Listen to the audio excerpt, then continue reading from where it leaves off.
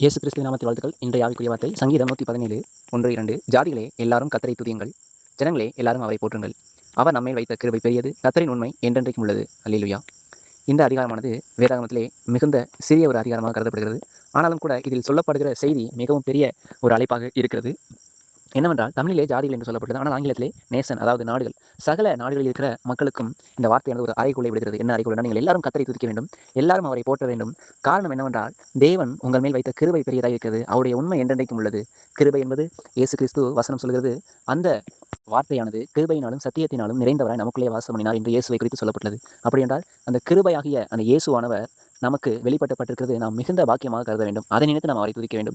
கிருபை இல்லை என்றால் நம்மால் ரட்சிக்கப்பட்டிருக்கவே முடியாது.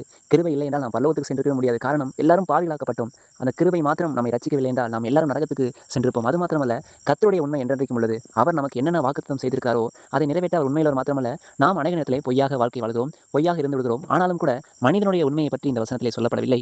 தேவனுடைய உண்மை எப்பேற்பட்டது, அவருடைய கிருபை எப்பேற்பட்டது என்று சொல்லப்பட்டது. அவருடைய கிருபை எப்பேற்பட்டது என்றால் வானத்துக்கும் பூமிக்கும் எவ்வளவு தூரமோ அவ்வளவு தூரம் அவருடைய கிருபையை நம்மில் வைத்திருக்கிறார். இந்த இரண்டு விஷயத்துக்காக, அவருடைய கிருபைக்காக, அவருடைய மாறாத உண்மைக்காக நாம் அவரை துதிக்க வேண்டும், அவரை நாம் போற்ற வேண்டும். இந்த உலகத்திலே நமக்கு அநேக ஆசீர்வாதங்கள் இருக்கிறது. ஒருவேளை நாம் நல்ல வசதியான வீடுகள் இருக்கலாம், நல்ல படிப்பை படித்திருக்கலாம், நல்ல உடல் சுகங்கள் இருக்கலாம், நல்ல உறவினர்களை, நண்பர்களை தேவன் கொடுத்திருக்கலாம், நல்ல குடும்பங்களை தேவன் கொடுத்திருக்கலாம். ஆனால் எல்லாவற்றுக்கும் மேலாக முதலாவது சகல ஜாதிகள், அதாவது சகல தேசத்தாரையும் பார்த்து இந்த சங்கீத பகுதியில் சொல்லப்படும், நீங்கள் கர்த்தரை துதியுங்கள், கர்த்தரை போற்றுங்கள். எதற்கு என்றால் அவருடைய கிருபைக்காகவும் அவருடைய உண்மைக்காகவும் நீங்கள் அவரை துதியுங்கள். நாம் அநேக நேரத்திலே உண்மை இல்லாதவர்களாக இருந்தாலும் கூட அவர் உண்மையுள்ள தேவனாக இருந்திருக்கிறார், இனிமேலும் உண்மையுள்ள தேவனாக தான் இருக்க போகிறார்.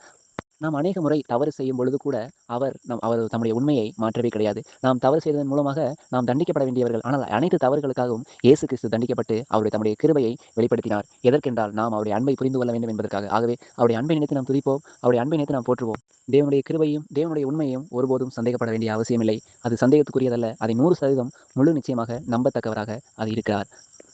எகிப்து என்பது மிகப்பெரிய ஒரு தேசம். ஆனால் அது ஒரு கொடுமைப்படுத்துகின்ற ஒரு தேசம். இஸ்ரேல் ஜனங்களை கொடுமையாக வேலை வாங்கினார்கள். ஆனால் அப்பேற்பட்ட இடத்திலிருந்து கர்த்தராகிய தேவன் ஆபிரகாம் கொடுத்த வாக்குத்தத்தத்தின்படி அவர்களை அந்த தேசத்திலிருந்து பிடித்தெடுத்து விடுதலையாக்கி கானானுக்கு கொண்டு போய் சேர்த்தது போல நம்மையும் கூட அந்த பாவ வாழ்க்கையிலிருந்து நம்மை விடுதலையாக்கினவர் நிச்சயமாக நம்மை மோட்சத்துக்கு கொண்டு சேர்க்க அவர் உண்மையில இருக்கிறார். அதுதான் அவருடைய கிருபை, அதுதான் அவருடைய உண்மை. நாம் அநேக நேரங்களிலே உண்மையாக இருக்க தவறி விடுகிறோம். ஆனால் அவர் நம் மீது எப்போதும் உண்மையாகவே இருக்கிறார். அவர் நம் மீது எப்போதும் கிருபையாகவே இருக்கிறார். அவர் உணர்த்துகிறார் எது வழி, எதிலே நடவுங்கள் என்று அவர் ஒவ்வொரு நாளும் உணர்த்துகிறதா இருக்கிறார். ஆகவே அவருடைய கிருபையை சார்ந்து கொள்ளுங்கள், அவருடைய உண்மையை சார்ந்து கொள்ளுங்கள். அவர் மீது நம்பிக்கையாக இருப்போம். நிச்சயமாக தேவன் பெரிய காரியங்களை நம் மத்தியிலே செய்வார். ஆமென்.